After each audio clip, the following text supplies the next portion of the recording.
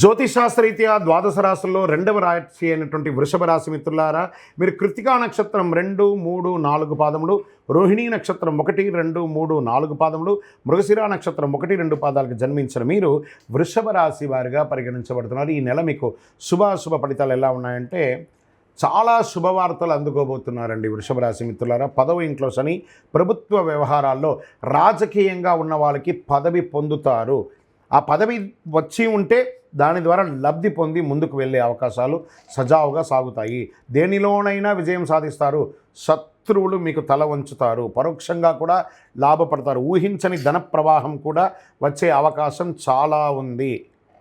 అయితే నెలాఖరులతో సోదర సోదరీమణులతో ఏర్పడిన చిన్నపాటి విభేదాలు పరిష్కారం అవుతాయి. కుటుంబంలో సంతోషకరమైనటువంటి వాతావరణం పెరుగుతుంది.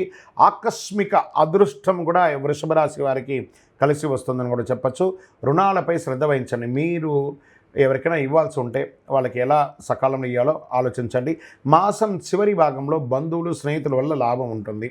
వారికి ఆశించిన సహాయం అందుతుంది. వాహనంలో ప్రయాణించేటప్పుడు జాగ్రత్త. బండి నడిపేటప్పుడు చాలా జాగ్రత్తగా ఉండాలి. ఉద్యోగంలో పనిభారం పెరుగుతుంది. పనుల్లో అదనపు శ్రద్ధ అవసరం.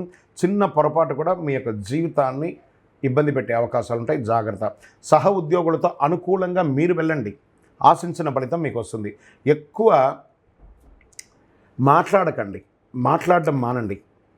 ఎంత సైలెంట్గా ఉంటే అంత మంచిది. పాత బకాయిలు కూడా మీకు వచ్చే అవకాశాలు ఉన్నాయి వ్యాపారం చేసే వాళ్ళకి. మహిళలకి ఇది చాలా మంచి సమయం చెప్పచ్చు. షేర్ మార్కెట్ చాలా బాగా ఉంటుంది. మీడియా రంగం వారికి మిశ్రమ ఫలితం అని చెప్పచ్చు. వివాహం కాని వారికి యోగంగా ఉంటుంది. ఎంత ఎక్కువ కష్టపడితే అంత మంచి ఉత్తీర్ణ పొందే అవకాశాలు విద్యార్థులకు ఉంది. అనుకూలమైనటువంటి రోజులు 2, 5 జూలైలో. అదృష్ట సంఖ్య 3, 5. చంద్రాష్టమం.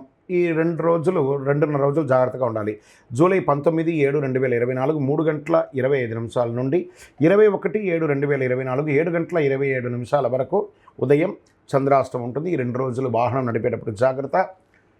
మీ వ్యక్తిగత విషయాలన్నింటిలోనూ చాలా జాగ్రత్తగా ఉండాలి. ఏమైనా బ్యాంకు సంతకం పెట్టడం కానీ, షూరిటీ సంతకం పెట్టడం కానీ, వాహనం నడిపేటప్పుడు ఒకసారికి 2 సార్లు చక్కగా ఆలోచించి పెట్టండి. సరే, దీనికి మనం పరిహారం ఏమైనా చేసుకోవచ్చా, ఏమైనా పూజించవచ్చు అంటే సుబ్రహ్మణ్య స్వామి వారిని ప్రార్థన చేయండి. మీకు ఈ నెల బాగుంది కాబట్టి జూలైలో మహాలక్ష్మి వారిని ప్రార్థన చేయండి. మహాలక్ష్మి అష్టకం చదవండి. ఏదైనా దేవాలయాలకు వెళ్ళండి. అమ్మవారి యొక్క పారాయణం చేయండి. శుక్రవారం సాయంత్రం చక్కగా నెయ్యి దీపం వెలిగించండి మీ ఇంట్లో. శుక్రవారాలు మహాలక్ష్మికి నెయ్యి దీపం వెలిగించడం వల్ల ఐశ్వర్యం కలుగుతుంది.